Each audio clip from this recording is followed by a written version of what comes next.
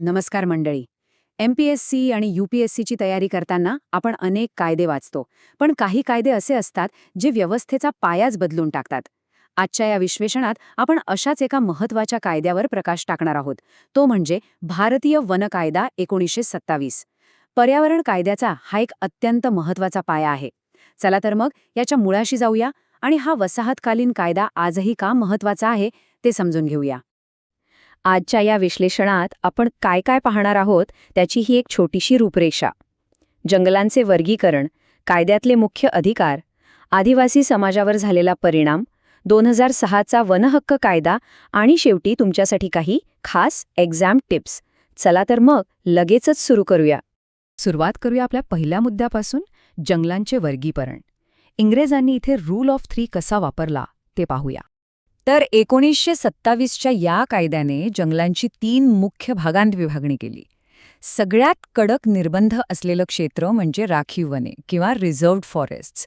इथे अगदी विशेष परवानगी असल्याशिवाय गुरांना चारणं किंवा शिकार करणं पूर्णपणे बेकायदेशीर होतं. दुसरा प्रकार म्हणजे संरक्षित वने किंवा प्रोटेक्टेड फॉरेस्ट्स. इथे सरकारचं सागासारख्या काही महत्त्वाच्या झाडांवर नियंत्रण होतं, पण तुलनेने लोकांना इथे थोडेफार अधिकार होते.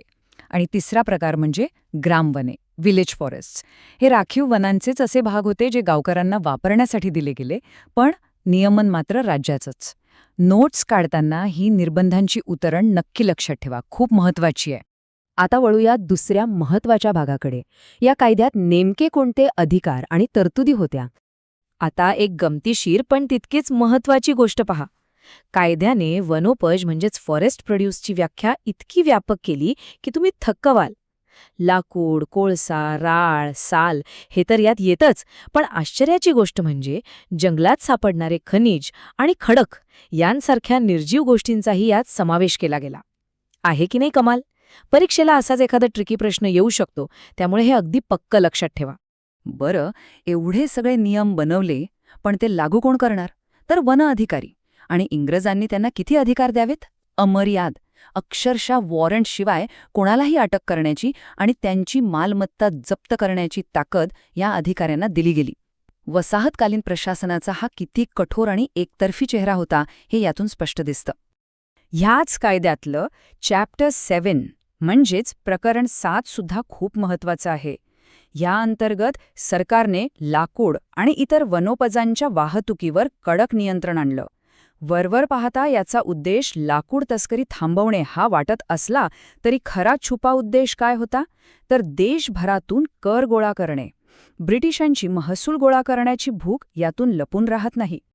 आता हे सगळे कायदेशीर पैलू पाहिल्यानंतर साहजिकच आपल्या मनात एक प्रश्न येतो, खरोखरच 1927चा हा कायदा निसर्गाच्या संवर्धनासाठी आणला गेला होता, की यामागे इंग्रजांचा काही वेगळाच ऐतिहासिक अजेंडा होता? थोडा विचार करा. आणि इथूनच सुरुवात होते आपल्या पुढच्या मुद्द्याची, आदिवासी समाजावरील परिणाम आणि त्यातून उभा राहिलेला मानवी संघर्ष.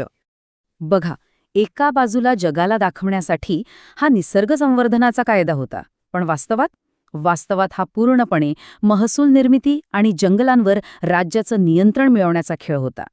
हजारो वर्षांपासून जे स्थानिक लोक या जंगलांचं स्वतःच्या जीवापाड रक्षण करत होते, त्यांच्याकडून हे व्यवस्थापन काढून एका मध्यवर्ती नोकरशाहीच्या हातात देण्यात आलं. आणि याचा सर्वात भयंकर फटका कोणाला बसला असेल तर तो आपल्या अनुसूचित जमातींना. विचार करा, ज्या जंगलात तुम्ही पिढ्यानपिढ्या राहताय तिथेच जळण गोळा करणं किंवा पारंपरिक शेती करणं अचानक गुन्हा ठरवलं जातं. या एका कायद्यामुळे मोठ्या प्रमाणावर आदिवासी समुदायांचं विस्थापन झालं आणि त्यांना त्यांच्याच हक्काच्या जंगलात उपरे करून टाकलं गेलं. हा खूप मोठा आणि क्लेशदायक मानवी संघर्ष होता. अनेक वर्षांच्या या संघर्षानंतर अखेर एक आशेचा किरण दिसला. आपला चौथा मुद्दा आहे 2006चा वनहक्क कायदा. हा केवळ एक कायदा नाही, तर ऐतिहासिक अन्यायावरचा एक उपाय आहे. 2006चा हा जो अनुसूचित जमाती आणि इतर पारंपरिक वननिवासी कायदा आहे, त्याचा मुख्य हेतूच मुळी 1927च्या कायद्यामुळे झालेला ऐतिहासिक अन्याय दूर करणं होता. या कायद्याने जंगल जमिनींवर राहण्याचा आणि त्यांचं व्यवस्थापन करण्याचा स्थानिक समुदायांचा हक्क पुन्हा एकदा अभिमानाने आणि अधिकृतरित्या मान्य केला.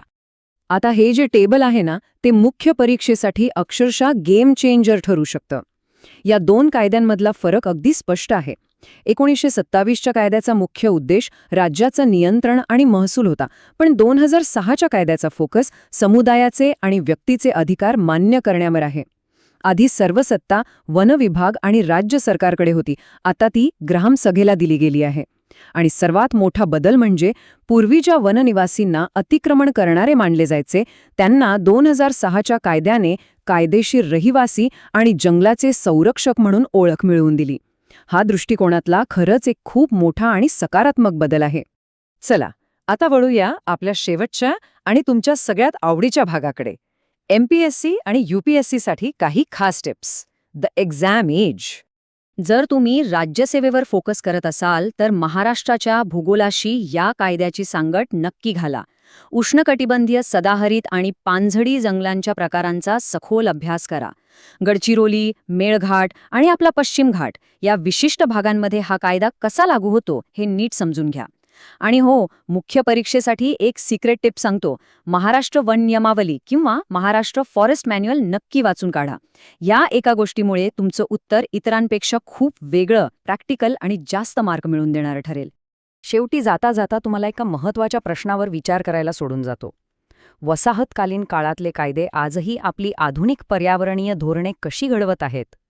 आज आपण जो 1927चा वन कायदा पाहिला, तो फक्त पुस्तकातला इतिहास नाहीये, तर आजही प्रशासनात आणि धोरणांमध्ये त्याचे पडसाद उमटतात. एक भावी अधिकारी म्हणून या अशा प्रश्नांवर नक्की मनन करा. तुमची वैचारिक पातळी नक्कीच उंचावेल. अशाच नव्या माहितीसह पुन्हा भेटूया. तोपर्यंत शिकत रहा आणि नेहमी जिज्ञासू रहा.